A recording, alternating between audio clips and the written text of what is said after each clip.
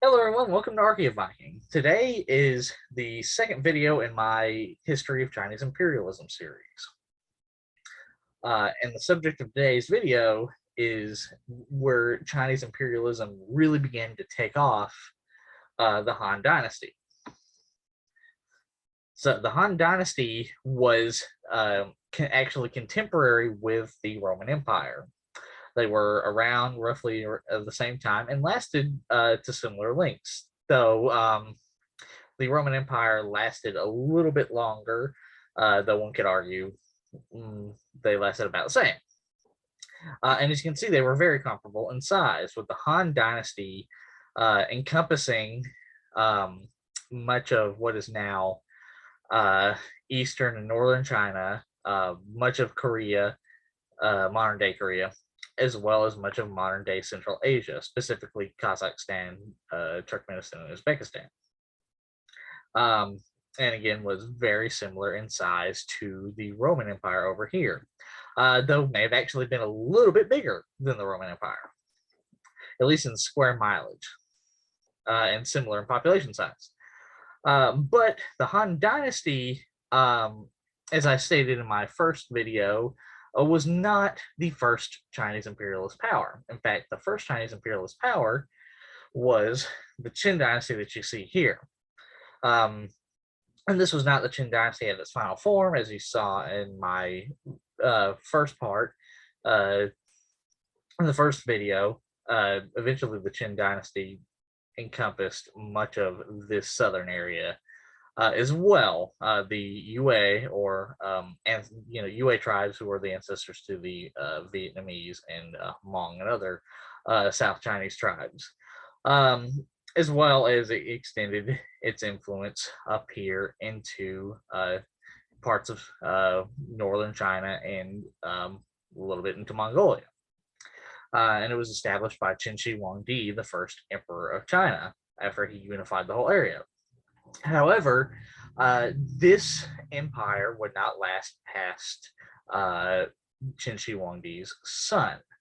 Qin Shi Huangdi died and was interred into the first into his tomb, which is where we get the terracotta warriors. And his son took the throne, but his son was not the strict. Not strict. Not the word. He was not the he was not as good of a ruler. He was not as an effective ruler as his father was. So eventually, he was assassinated, and the Qin Dynasty devolved into a massive civil war with various generals vying for power. One of these generals was a man named Liu Bang, which is the person you see here. And he was actually a little bit different than many of the other generals at the time, because he actually wasn't even a general at all. He was really just a warden at a prison where Qin Shi Huang and his son sent their political prisoners to, as well as other things, regular criminals as well.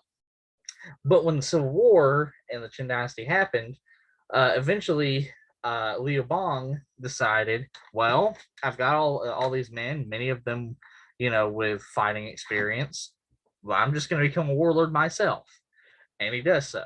And eventually he gathers a cadre of various skilled generals as well, including Zhang Liang, who was his best strategist and who wrote one of the 7 classical military treatises of Chinese military schools of thought.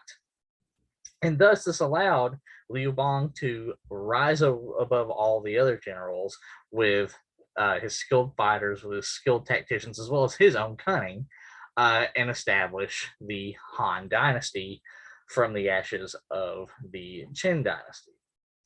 Of course, now this is the Han Dynasty about 100 years after Liu Bang established it, but this still shows the empire that he created. And he dubbed himself Han Gaozu. Now, however, it should be noted that after the establishment of his Han Dynasty, he had a variety of enemies he had to contend with, or his empire had to contend with. To the north, you had the powerful Xiongnu or Hunnic Hanate, then as well as the Donghu, who were the ancestors to the Mongolians and who were part of the Xianbei and Ruran and etc. Khanates who would rise up later, as well as the Minyue and the Nanyue, or the ancestors to the Vietnamese. To the south, the Dien tribes to the southwest, as well as the Korean kingdoms to the northeast. But the Han Dynasty would not conquer these in Gaozu's lifetime. That would be left up to an emperor about 100 years later to accomplish, and that emperor was Han Wudi. Han Wudi eventually began a series of conquests to expand the Han Empire, conquering a variety of places, dealing with the powerful Xiongnu threat to the north, defeating them in the Battle of Mo Bay, or at least his generals did, conquering the Nanyue, then the Minyue, as well as the Dian kingdoms to the south and making them parts of his empire, conquering Korea, as well as sending multiple incursions into Central Asia to conquer it. In fact, one of the reasons he went to Central Asia was to get what were known as the heavenly horses. He had heard that in Bactria, a region of what is now Uzbekistan and Afghanistan, about these horses that were faster than every other horse and supposedly sweated blood, though many scholars think this was just a byproduct of fleas that had been biting the horses at the time, and therefore the blood was seeping out along with the sweat and mixing with it. But either way, he heard about this and he sent 2 expeditions. The first expedition didn't really go well because about halfway through the expedition, they had to go back because they ran out of supplies, and it was only about 30,000 men anyway. The second expedition, sent a couple years later, was massive, over 100,000 soldiers, as well as thousands of supply wagons to help them accomplish this. And they marched into Central Asia, into Bactria, and laid siege to Fergana and the various other cities, and took them for their own, and took over 1,000 of these so-called heavenly horses back, and made a permanent permanent tribute agreement for more horses. Now, something that must be noted is that Bactria, only 100 or so years earlier, had been part of a successor state to Alexander the Great's empire, the Bactrian Kingdom, which was itself was a successor state to the Seleucid Empire, which was again one of those successor states of Alexander's empire. So it was a Greek populace, and it's interesting because the accounts talk about the Han generals sent by Wudi soldiers fighting in a fish scale formation. Now, this could mean a couple of things. It could mean, say they were fighting in a diamond-shaped formation, but it could also mean that, considering their Greek culture, they were fighting in a phalanx-like formation where the shields overlapped. Either way, they were able to fairly easily defeat these Greek people with Greek or Greek influenced cultures relatively easily. And they were able to do this for a variety of reasons. And then eventually after all that, the conquests resulted in Han China looking like this. Like I said, having all of Central Asia over here into what is now modern day China and such, as well as having trade in this area and further west in Afghanistan and Bactria, consisting of all of South China and East China and North China, as well as part of Central Asia and much of Korea. And this also, a byproduct of this was the opening of what we know as the Silk Road, which allowed the Han Empire to trade with the Roman Empire. Using a couple of intermediaries, the powerful Kushan Empire, that was eventually the successor to the Bactrian Kingdom, and it's all mentioned in a little bit, was one of the main reasons Buddhism was able to spread into China, and the powerful Parthian Empire, which was a successor state to the Persian Empire, one of the main rivals to the Roman Empire. And so it was because of this that the two great empires were able to trade and had indirect communication. In fact, China referred to the Roman Empire as Da Qin, or the other Qin, the other China.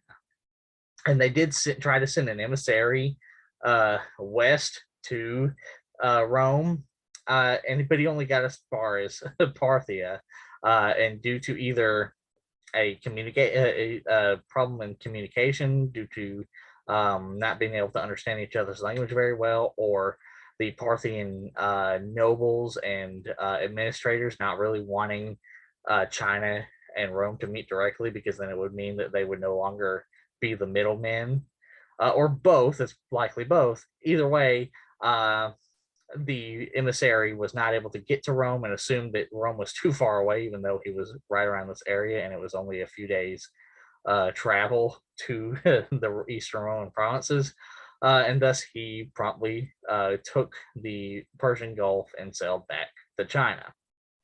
But either way, it's clear that they knew of each other very well and that they traded extensively, thanks to the now open Silk Route that the Chinese conquest of Central Asia allowed. And they guarded the Silk Routes with a variety of things, especially the improved upon military fortresses that constituted the early Great Wall that General Ming had of the Qin Dynasty had built, again for offense. That it's these fortresses that allowed Han Wudi's soldiers to march into Central Asia and defeat the Xiongnu, because they knew they had a base of operations to return to and expect more reinforcements from. But also they had a variety of watchtowers that dotted the Silk Road that were stationed with, 50 to 100 men with each one. So there was a garrison at any given point in time to help go off and fight bandits and raiders and other things, much like you see this watchtower here in this image. So now we come to the Han military. So the Han military was a mixed military.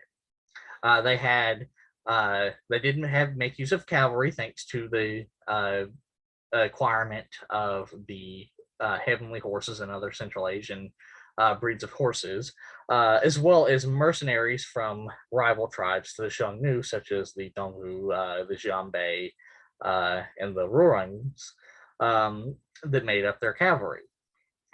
Meanwhile, their infantry was made up mainly of what we now call Han Chinese, who looked a little bit like this, carrying a shield, having either scale mail or cloth armor and a shield.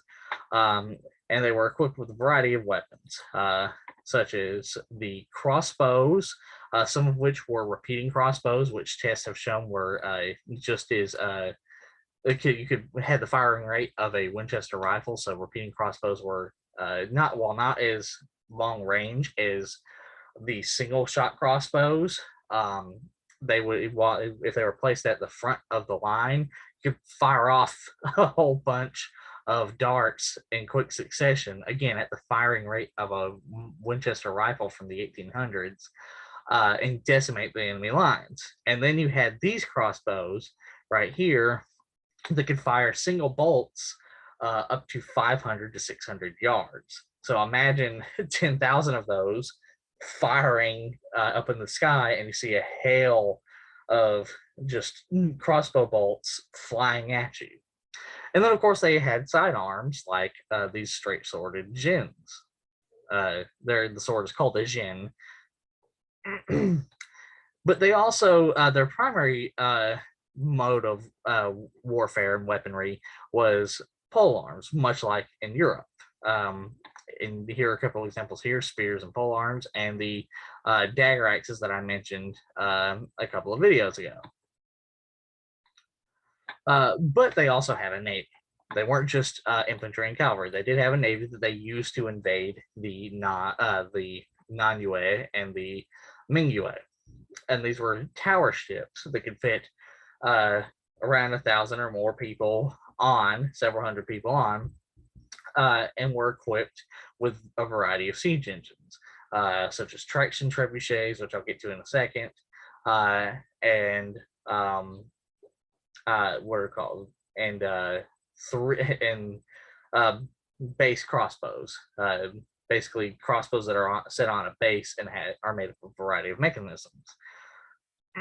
And so here's the traction trebuchets. So we see in the movies the trebuchet, it's got that big rock at the bottom, and you sort of pull a lever and it flings a rock as high as you can get it to a castle. And while that certainly did exist, that was the later iteration. The Chinese invented the first trebuchet, called the traction trebuchet, around 400 BCE-ish, if not a little bit earlier. And it required 10 or more men to pull ropes and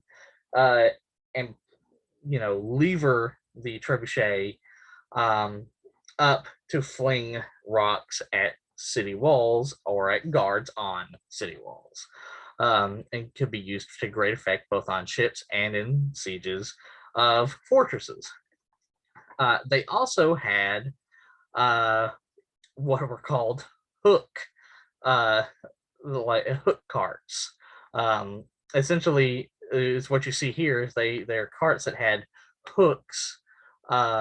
Some even look like rakes, and they were used to cart up to the walls and pull down ramparts, as well as other soldiers to compromise defensive structures. And then you have the base crossbows, where you have like a 2-base crossbow or 3-base crossbow, where you have 2 bows or 3 bows, and it depended on the power. And essentially, these were trebuchets. Trebuchets being invented by, being used independently by the Roman Empire, called scorpions and other things. And these were used in a very similar way to those. Basically, used in siege warfare on ships, and actually even carted out to Central Asia to be used against the Huns, the Xiongnu, to great effect. So, of course, they had a variety of military weapons. And with these military weapons and this very advanced and very well organized military, they were able to establish the Han Dynasty. And the Han Dynasty had a very rigid social structure based off of actually Confucianism, not unlike the Qin Dynasty, which based it off of legalism. So Confucianism being a little more lenient than legalism, believing that humans are, as I said in the other video, inherently good, and the ruler must be virtuous in order to gain power. Now, of course, this was not always done in practice, but that was the theory behind it. And so you can see in this image here, the nobility having a feast, having a very lavish feast right here to illustrate the thriving nobility that existed. As well as there were strict gender lines and gender roles. And you can see that here, and based off of Confucianism, in the garb that men wear versus the garb that women were expected to wear in this artwork. It was also a time of great military innovation and scholarship, as these, and then 6 military classics, because the 7th one wouldn't be developed until the Tang Dynasty, were thoroughly used by the Han Dynasty military, such as Sun Bei's, a descendant of Sun Tzu's art of war, where he improved on his ancestors' art of war, that you can see here in these strips. And also, this was a time where you would see the flourishing of, as I said, Confucianism, because Confucianism was taken as the basically state doctrine by Han Gaozu and other Han emperors. And you can see that in their artwork, where depicting Confucius or Kung Fu Zi right here, as well as I believe Lao Tzu, the Taoist, the founder of the Taoist philosophy. Here, both were actually venerated and not venerated. Both were loved by the Han Dynasty. And the Han Dynasty also witnessed a great flourishing of artwork that you can see here in this beautiful woven silk, silk being one of the main trade commodities to Rome, as well as religious art, iconography, and beliefs that you see here, with this being from a tomb with one man holding a shield and another man holding a broom. Used in forms of ancestor worship, as well as in the case of with a shield to guard the tomb. Furthermore, the Han Dynasty, or at least the Western Han Dynasty, and I'll explain why there's a distinction between the Western and Eastern in a minute, was a time of great urbanization. As you can see in this model, you had basically apartment complexes built up with bridges and multi-structural buildings, basically proto skyscrapers, as well as a centralized economy. The Han emperors established a standard national economy based off of this coin currency. Now, of course, there were some minor regional variation depending on the commanderies or the provinces and such, but it was very centralized nonetheless. And it is also during this time that we begin to see Buddhism flow into China. And this was due to the Chinese contact with the powerful Kushan Empire, which they considered one of their equals, along with the Parthian and Roman empires. And the Kushan Empire was a great patron for Buddhism, and thus they were the main vehicles for Buddhism to spread into China, though Buddhism did not become popular in China until the Northern Wei Dynasty, which I will cover briefly later on in the video. Furthermore, China at this time was a time of great scientific achievement. You had, for example, this here is a mold for copper gears. So they had urbanization and industrialization happening at the same time.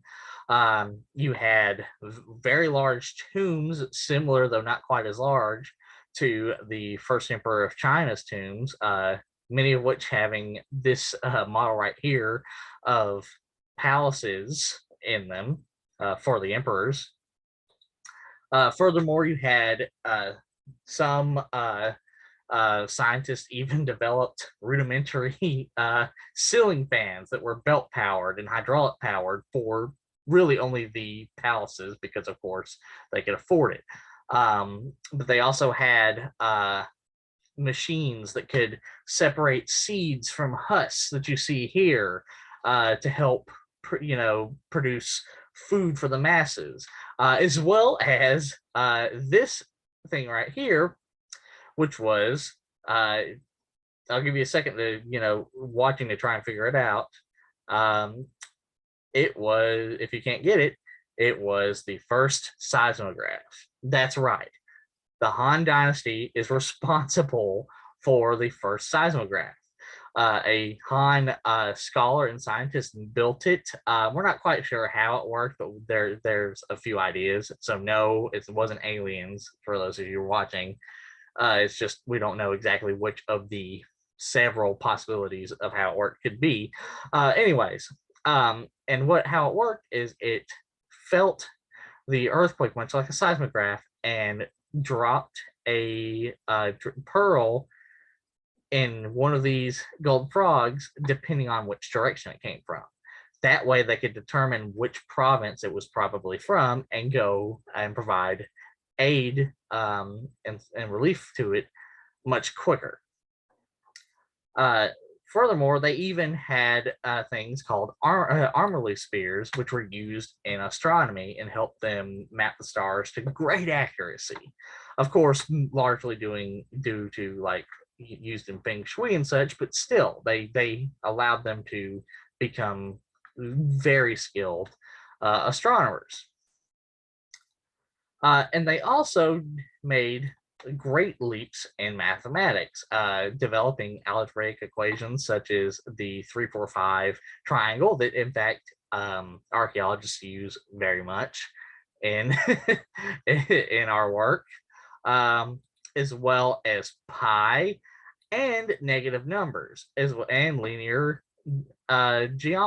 linear algebra that you see here.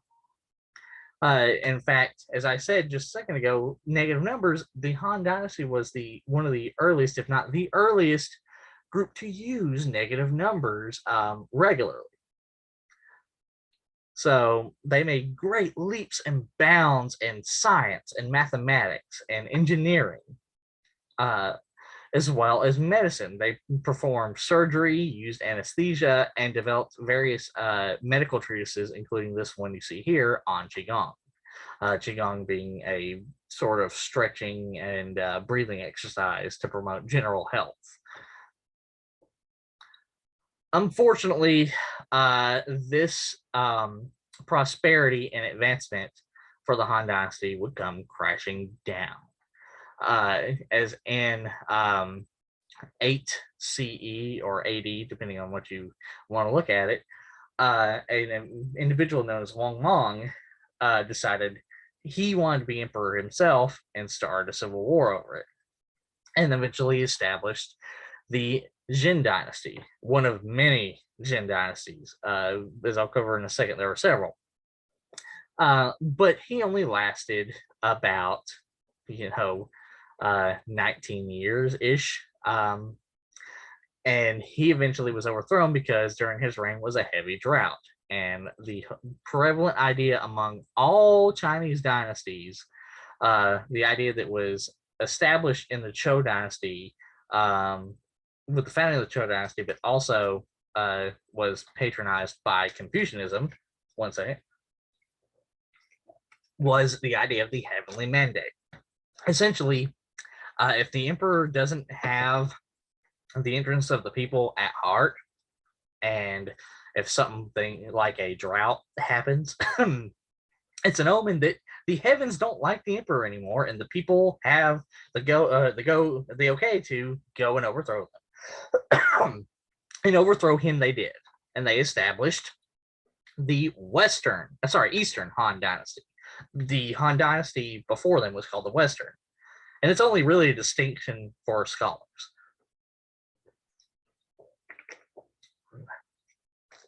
And unfortunately, the Eastern Han Dynasty was not to the level or as prosperous as the previous dynasty.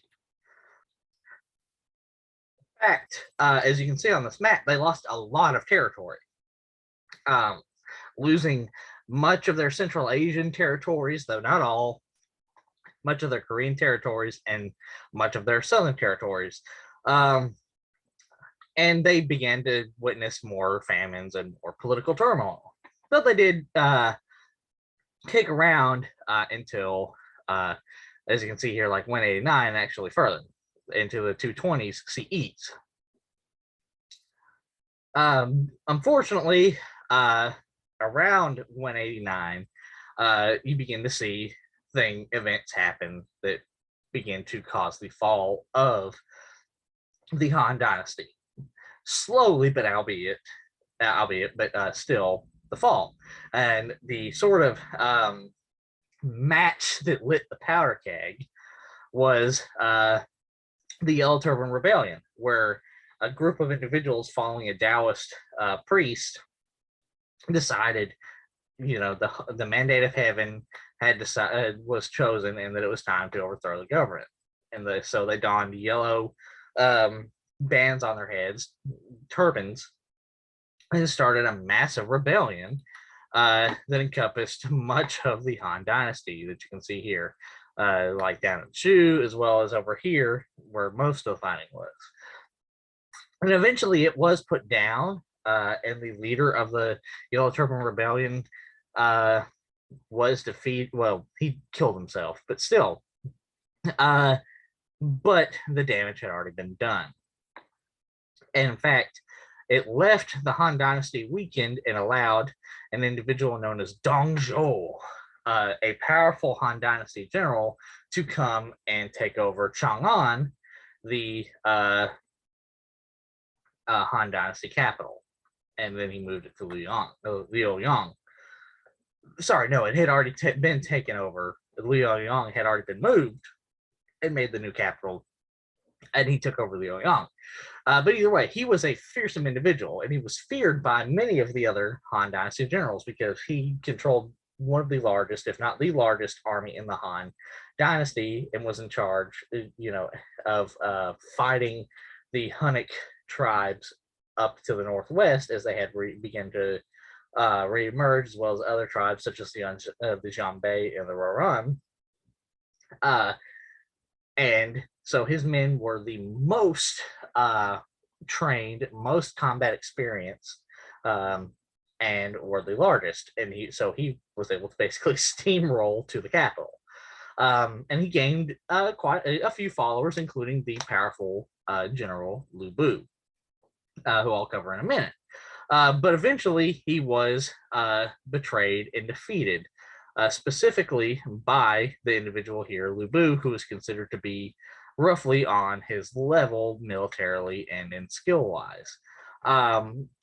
But the defeat and betrayal and execution of Dongzhou itself kicked off another period of turmoil in the Han Dynasty, the Eastern Han Dynasty, because again, it was just a series of horrible times. And this was a time of basically much like the end of the Qin Dynasty, where former Han Dynasty generals were vying for control of the empire. There still was a Han Dynasty emperor, but he was a young boy to a teenager, and was essentially a puppet. And so these warlords included powerful Lu Bu, who, according to the semi-fictional Romance of the Three Kingdoms, and I say semi-fictional because historians say that it's still about 70% accurate, but it's got a lot of fictional details in it. And Lu Bu is one of those, but Lu Bu was one of those warlords, and he's portrayed in it as sort of an Achilles-like figure, like larger than life. He's the greatest warrior ever, or one of them. And then you had this figure who was portrayed as the villain of the Romance of the Three Kingdoms, but he actually was a lot better for a variety of reasons. Cao Cao, who was one of the most skilled generals of the time. And then you also had the Sun family, led by Sun Jian, a longtime rival of Cao Cao and just as skilled militarily, as well as his sons, who would eventually continue the fight for him because he died young, in his 40s. And yes, that was still somewhat young back then. No, people didn't die at 30 on average. Anyways, his sons, Sun Quan and Sun Si, who were both skilled military leaders in their own rights. And then you had Liyue, who is painted as the hero of the Romance of the Three Kingdoms, but really was more of, he was fairly treacherous historically, switched sides often, and was really more lucky than anything. But he was followed by a skilled general, Guan Yu, who was considered to be the equal of Lu Bu. And in fact, he was eventually deified after he died because of his skill in combat and strategy, as well as this individual here, Zhuge Liang, who, while historically was more of an administrator, was given many of the aspects of Zhang Liang, the strategist of Liu Bang, the founder of the Han Dynasty. In fact, one of the events attributed to Zhuge Liang, where he sits on top of a fortress and playing a lute and fools a enemy army into thinking that they're about to lose. That's was actually first mentioned to be something that Zhang Liang did, and so it's assumed by many historians that that was just the writer of the Three Kingdoms, Romance of Three Kingdoms, took that and then gave it to Zhuge Liang as something he did when he didn't actually do it. But needless to say, all of these warlords, including the final warlord, Yuan Shao, battled for decades over the remnants of the Han Dynasty.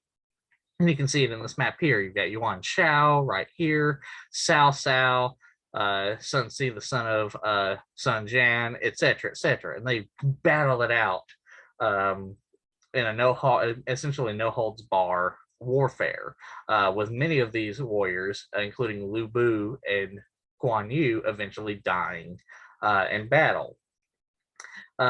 With Cao Cao being considered the villain because he was considered treacherous and he was known for his brutal tactics and everything like that, while Liu Bei was considered his rival, and really people like Yuan Zhao were more like it, who was considered virtuous and a bastion of Confucian ideals, when really he again was really more treacherous. He switched sides all the time, and and a couple of times when he captured cities, he instated legalism, which is like, if you're going to call him a bastion of Confucian ideals, you're looking at the wrong guy, because he used legalism afterwards. The antithesis to Confucianism. But eventually, three factions won out, hence the title Three Kingdoms. The Cao family, led by Cao Cao, founded the Wei Kingdom to the north. The Sun family, under Sun Quan and Sun Ce, founded the Wu Kingdom to the southeast, and Liu Bei founded the Shu Kingdom to the southwest.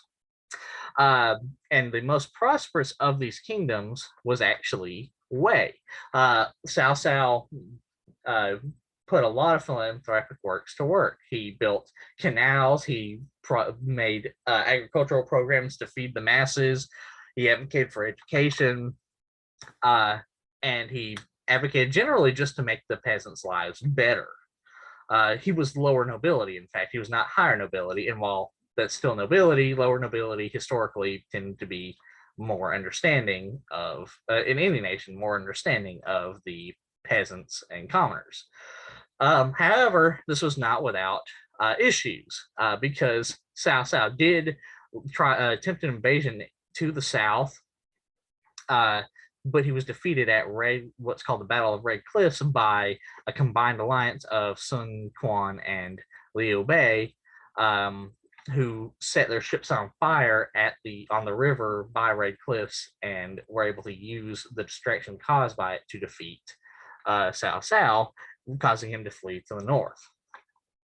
However, eventually, Sima Yan, the son of the regent of Cao Cao's son and successor, Cao Pei, rose to power. Or Cao Pei. Cao Pei, in a similar to the first emperor of China, was not the effective administrator that his father was. And at this point in time, the Han Dynasty had sort of officially ended. Cao Cao officially absolved it in 220 CE, naming himself the king of the Kingdom of Wei. But again, his successor Cao Pei was not the general, was not the administrator that his father was. So he had regents. Yima Shao was his regent, and Yima Shao and his family began a military expansion into the southwest and southeast, as well as a little bit into the northwest. And these conquests were eventually finished by Sima Yan, his son, who established the Qin Dynasty, albeit it was posthumously as he had died. And the Qin Dynasty continued into the 400s CE.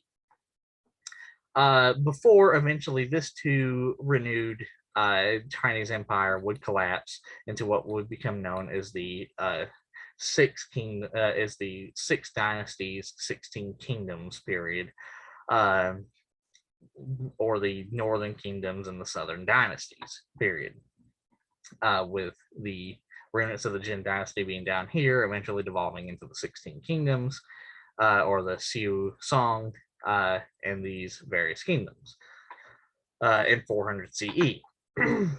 However, this too would not last long, as eventually in the mid 400s CEs, the Xianbei tribe from the Mongolia, a proto-Mongolic tribe, would eventually migrate into northern China and establish the Northern Wei Dynasty, which for over 100 years became one of the most powerful dynasties in the world and in Asia.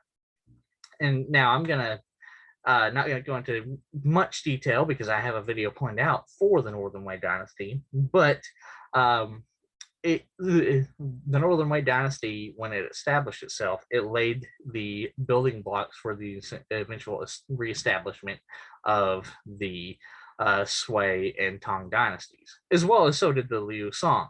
And the Liu Song had a deep Confucian and Buddhist root here, but the Northern Wei Dynasty was responsible for the popularization of Buddhism overall. In fact, they became, much like the Kushan Empire, became deep patrons of the Buddhist religion. So with that, that ends our video. What did you think? Did you learn about any of these in history? Would you like me to cover more of these subjects further in depth in another video, or would you like me to cover any other video subjects in depth in video? Just let me know in the comments, and please remember to like, share, and subscribe, and have a good day.